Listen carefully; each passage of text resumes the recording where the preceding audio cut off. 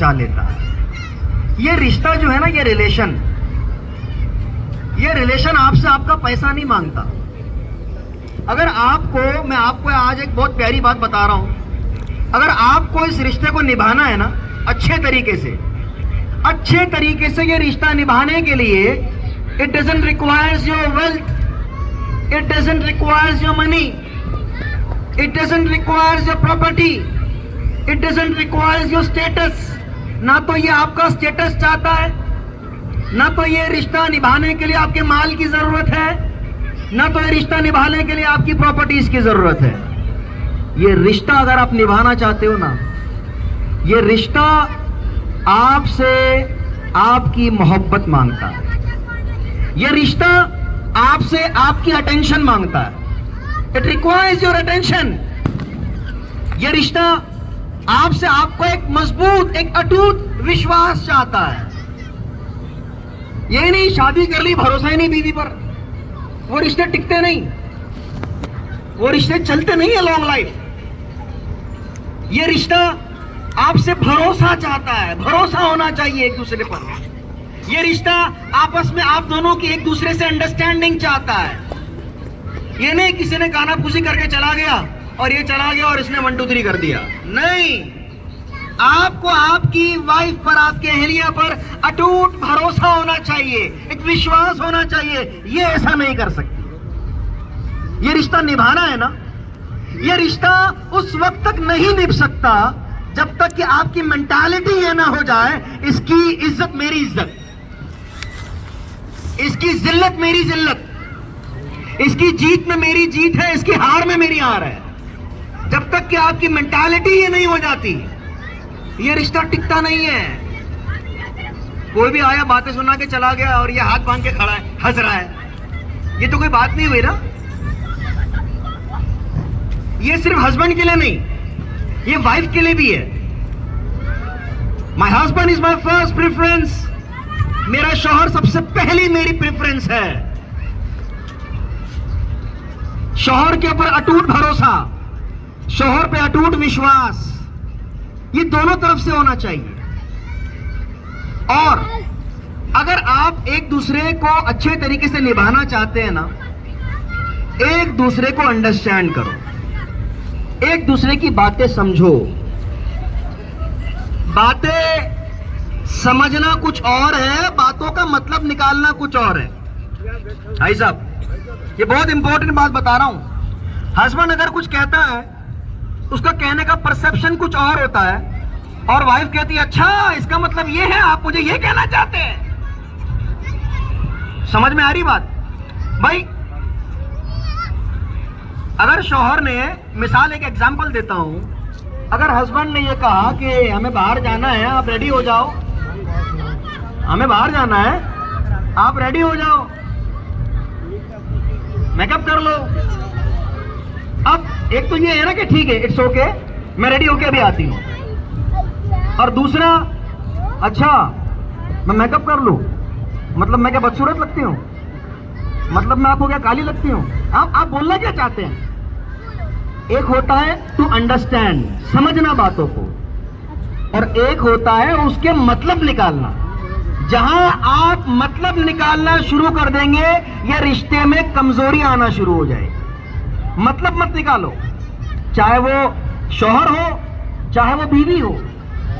ये रिश्ते के अंदर अंडरस्टैंडिंग होना जरूरी है। और सबसे one of the most important thing, सबसे अहम बात, ये रिश्ता एक दूसरे के लिए टाइम मांगता है। आज जनाब हमारे पास टाइम ही नहीं है। We are not having time even for each other. एक दूसरे के लिए टाइम नहीं है। टाइम है, मोबाइल पर घंटों टाइम पास करने के लिए टाइम है, लेकिन टाइम नहीं है एक दूसरे को देने के लिए। भाई निकाह कर रहे हो यार, you are suppose to give time to each other. एक दूसरे को टाइम देना आपकी जिम्मेदारी है, इट्स योर रिस्पॉन्सिबिलिटी। और जो आपका प्योर इंडिविजुअल टाइम है, आपके बेडरूम का टाइम, 2 मिनट लूंगा, आपकी बात खत्म कर दूंगा। मैं समझ सकता हूं आपकी उकताहट को।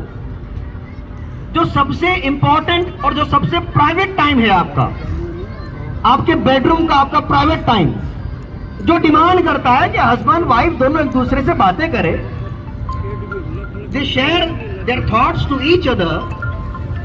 ये सबसे अहम बात, ये सबसे अहम टाइम होता है। ना उसमें ससुर का डिस्टर्बेंस है, ना सास का डिस्टर्बेंस है, ना बच्चों का डिस्टर्बेंस है, ना जेठ का डिस्टर्बेंस, ना जेठानी का डिस्टर्बेंस, किसी का डिस्टर्बेंस नहीं है। It's the only and only pure time, your individual time, जो आपने एक दूसरे को देना है।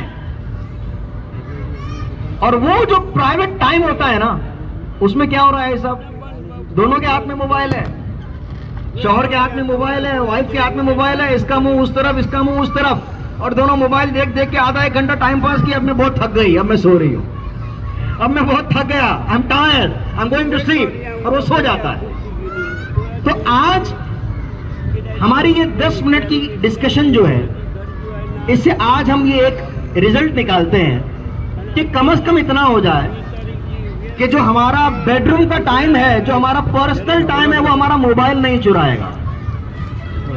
बेडरूम में आना है, मोबाइल साइड में। Now only it's you and your wife, both are alone, you and your wife. आपने पर्सनल टाइम देना है, और जैसा देना चाहिए वैसा देना है। ऐसा नहीं मोबाइल साइड में रख दिया, मूड ऑफ हो गया, लड़ाई झगड़ा शुरू कर दिया। फिर तो यही बेटर था कि आप मोबाइल ही यूज करते, अगर आपको ये सब कुछ करना था तो आपने टाइम देना है। ये रिलेशन आपसे आपका टाइम मांगता है। अल्लाह पाक से दुआ है कि अल्लाह तबारक व तआला इस रिश्ते को अपनी बारगाह में कबूल फरमाए। और जो इसमें सबसे अहम बात होती है ना, सबसे अहम बात, इस रिश्ते को अगर निभाना है, आखिरी बात कह के बात खत्म करता हूं,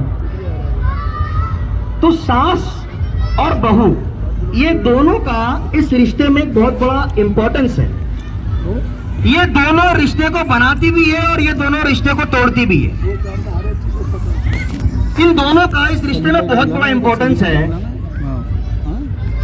सास बहू को अपनी बेटी की तरह समझे, और बहू अपनी सास को अपनी मां की जगह समझे। इंशाल्लाह उम्मीद है कि ये मसले हल हो जाएंगे। हम तक शिकायतें आना बंद हो जाएंगी, मुफ्ती साहब ये मसला हल कर दो, अल्लाह की रहमत से उम्मीद है। तो ये एक बड़ा ही प्यारा रिश्ता है। इस रिश्ते को अच्छे तरीके से गुजारे तो इस रिश्ते से अच्छा दुनिया का कोई रिश्ता नहीं है। वो कहते हैं ना, एक औरत घर को जन्नत भी बना देती है, और एक औरत है जो घर को जहन्नम भी बना देती है। ऐसी कोई हरकत ना करे कि आपके घर ही में आप परेशानी महसूस करें। अल्लाह पाक से दुआ, अल्लाह पाक हम सबको एक अच्छा घराना दे, हमारे घर को अल्लाह एक अच्छा घर बनाए, हमारे घर में अल्लाह अमन, सुकून, चैन, इत्मीनान और इत्मीनान कल्बी अता फरमाए। आमीन। वाखिर दावाना अनिल हम्दुलिल्लाहि रब्बिल आलमीन। अब इंशाअल्लाह निकाह की अगली कार्रवाई हम बढ़ाएंगे।